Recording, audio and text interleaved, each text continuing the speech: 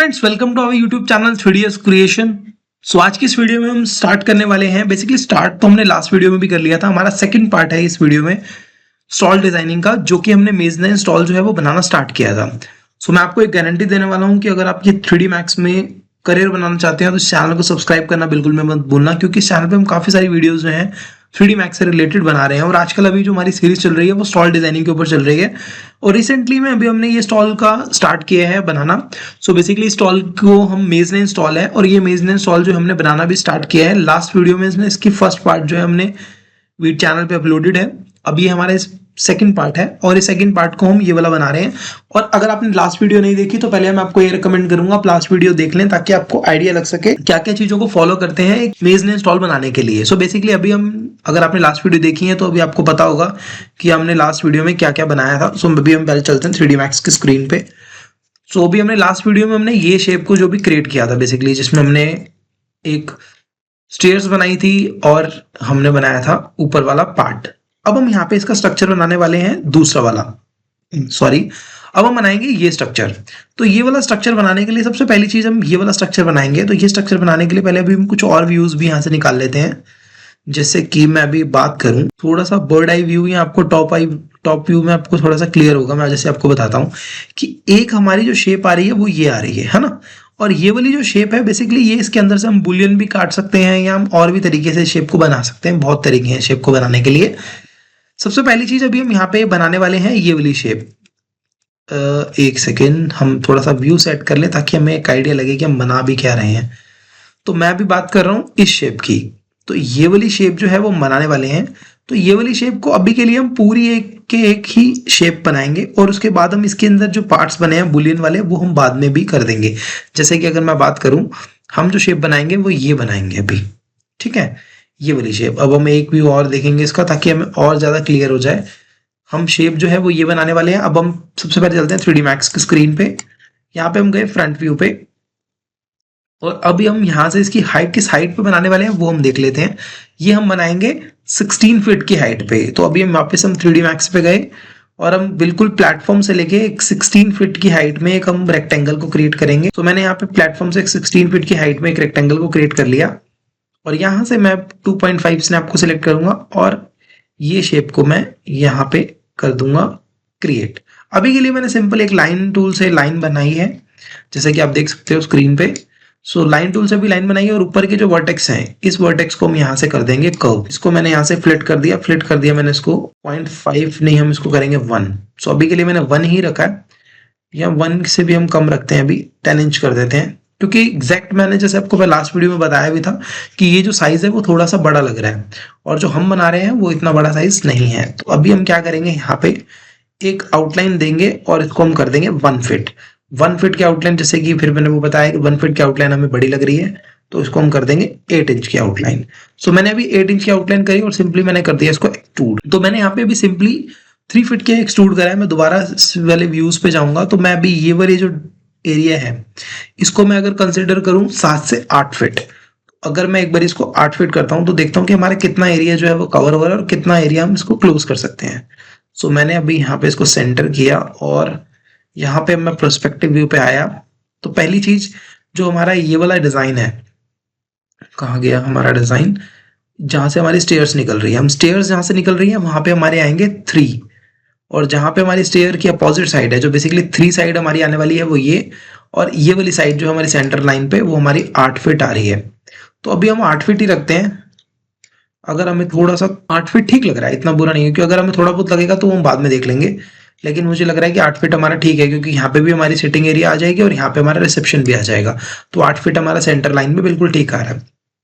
अब हम यहाँ पे ना इसकी जो शेप है ये अभी हमने स्ट्रेट क्रिएट करी है, तो इसकी शेप को हम हल्का सा यहाँ पे जाएंगे, और इसको मैंने यहाँ से इसके FFD से भी यूज कर सकते हो, नहीं तो आप इसको सिंपली रोटेट भी कर सकते हो, जैसे आपको ठीक लगे। तो मैंने अभी शेप जो है वो ये वाली यहाँ पे लगा दी, ठीक है, जैसे आप देख सकते हो। अब ये जो शेप मैंने लगाई है, लेकिन हमारा ये वाला जो पार्ट है वो हमने यहाँ से काटना है। बेसिकली अब काटने के लिए हम यहाँ पे क्या करने वाले हैं, अगर हमने इसको शेप को काटना है तो उसके लिए हम यहाँ पे बुलियन ही यूज करेंगे, क्योंकि दूसरा ऑप्शन जो था वो हमने यहाँ से अभी उससे पहले हमने यहाँ पे कुछ कर दिया, जिसके कारण दूसरा ऑप्शन तो आ नहीं पाएगा। क्योंकि दूसरा ऑप्शन के लिए हमें क्या करना पड़ता, प्रॉपर हमें लाइन टूल से अलग अलग शेप्स को क्रिएट करना पड़ता। ठीक है, तो अभी हम यहाँ पे पहले मैंने सिंपली इसको कर दिया एक्सट्रूड और मैंने इसको कर दिया 1 फीट। ठीक है, अभी मैंने 1 फीट किया जो हमें खाली छोड़ना है, और यहाँ से जो हमारी शेप है वो हमारी की सारी कर्व ही होने वाली है। ठीक है, तो वो जो हमारी ऑलरेडी कर्व है ही है। अब हम यहाँ से इसको हल्की सी इसकी शेप को कर देंगे अंदर की तरफ। यहाँ पे आप देख सकते हो 1 2 हमें मतलब बेसिकली 2 जो लाइंस हैं वो बीच में कटी हुई चाहिए। जितनी मुझे यहाँ से इसकी थिकनेस देनी है मैं उतनी मैंने थिकनेस देके मैंने यहाँ पे सिंपली इसकी कर दी कॉपी। कॉपी की जगह मैं अभी इंस्टेंस करूंगा। इंस्टेंस में इसलिए कर रहा हूँ ताकि मुझे अभी हल्की सी इसकी जो थिकनेस है वो हल्की सी और भी बढ़ानी है, तो मैंने भी इसकी थिकनेस जो है अपने अकॉर्डिंगली इसकी बढ़ा दी। अब क्या हमें क्या करेंगे, अब हम सिंपली इस वाले ऑब्जेक्ट को सिलेक्ट करेंगे और यहाँ से हम जाएंगे कंपाउंड ऑब्जेक्ट पे, प्रो बुलियन पे जाके स्टार्ट पिकिंग करेंगे तो हमारी जो शेप है वो यहाँ से कट हो गई है, जैसा कि आप देख सकते हो, आपको दिख रहा होगा। अब पहले तो हम डिजाइन को सेव कर लेते हैं क्योंकि सेव करना फाइल को बहुत जरूरी है। विदाउट सेव कभी भी कुछ भी क्रैश हो जाता है, कुछ नहीं पता लगता।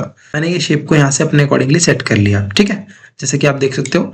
अब हमें ये वाला जो पार्ट है इसका टॉप वाला पार्ट, इस टॉप वाले पार्ट को अगर मुझे यहाँ पे हल्का सा कर्व करना है तो उसके लिए मैं यहाँ पे क्या करूंगा, सबसे पहली चीज तो मैं यहाँ से कर दूंगा कन्वर्ट टू एडिटेबल पॉली, क्योंकि अब हमारी जो लाइन है वो तो रह नहीं गई, क्योंकि अब जो हमने बनाया था लाइन टूल से, लेकिन अब लाइन टूल हमारी इसमें नहीं रहा। वो इसलिए नहीं रहा क्योंकि हमने यहाँ पे प्रो बुलियन यूज कर लिया, तो प्रो बुलियन यूज करा तो हमारा एडिट पॉली फिर हमें डालना पड़ा, और यहां से हमने इसको कर दिया शेम्फर, जो कि शेम्फर से हमारी शेप जो है वो ठीक नहीं आ रही, हमें अलग से करना पड़ेगा। तो कोई दिक्कत वाली बात नहीं है, इसको हम अभी बाद में कर लेते हैं। अभी तब तक हम दूसरी शेप्स को क्रिएट करते हैं। ये तो हो गया हमारा ये वाली साइड की शेप। ठीक है, अब हम चलते हैं इसकी अपोजिट साइड की शेप, जिस वाली शेप को हम ये वाली शेप की बात कर रहे हैं। सो ये शेप को क्रिएट करने से के लिए सबसे पहली चीज हम यहाँ पे क्या करेंगे, ये वाली शेप को स्ट्रेट क्रिएट करेंगे, फिर उसके ऊपर हम ये वाली डिजाइन जो है वो क्रिएट कर सकते हैं।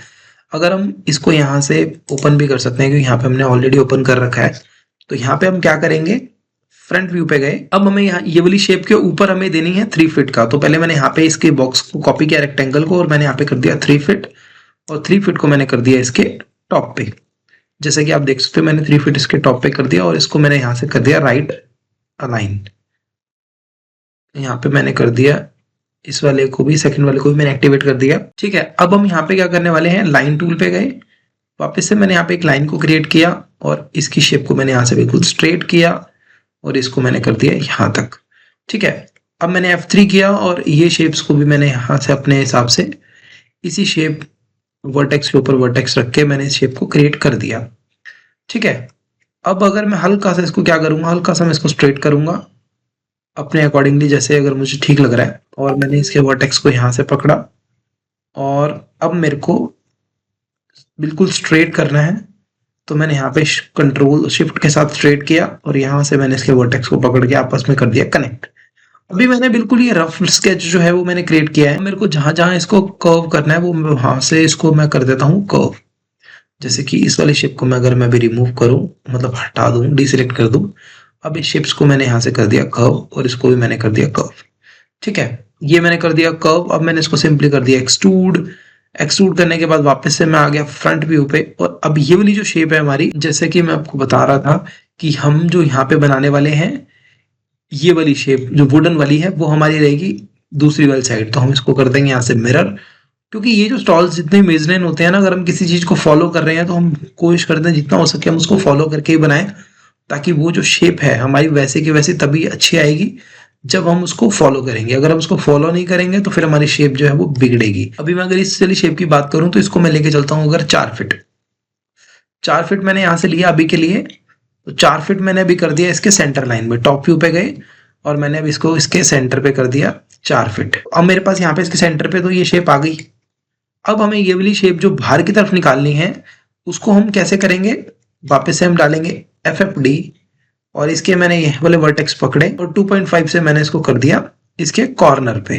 ठीक है, मैंने इसको कर दिया इसके कॉर्नर पे और ये कॉर्नर पे कर दिया, लेकिन अभी मेरे को ये वाला जो शेप है इसकी थोड़ी सी मुझे और एक्सटेंड करनी है। तो बेसिकली और एक्सटेंड करने के लिए मैं यहाँ से इसको जितना हो सके उतना मैं उसको क्लोज पे कर दूंगा, ताकि जो हमारा ये वाला पार्ट है जिसपे वो लाइट्स आ रही हैं वो लाइट्स को हम इसके ऊपर दिखा सकें। ठीक है, तो अभी के लिए मैंने ये वाली शेप जो है वो यहां से मेज लाइन पे डाल दी, जैसे कि आप देख सकते हो। और जो ये वाली शेप है इसके ऊपर जैसे लाइट्स आ रही हैं या वो सब आ रही हैं, वो हम चीज़ें बाद में अपने अकॉर्डिंगली डाल देंगे। जहाँ हमें लाइट डालनी है वहाँ हम लाइट डालेंगे और जहाँ नहीं डालनी है वहाँ हम नहीं भी डालेंगे, क्योंकि इसमें जो है वो स्ट्रक्चर्स काफ़ी हैवी है। अब हम इसके वर्टेक्स को पकड़ेंगे और 2.5 की जगह हम करेंगे 3 और इसको मैं कर दूंगा इसके बिल्कुल कॉर्नर पे टच, और इसका भी सेम मैं वैसे करूंगा।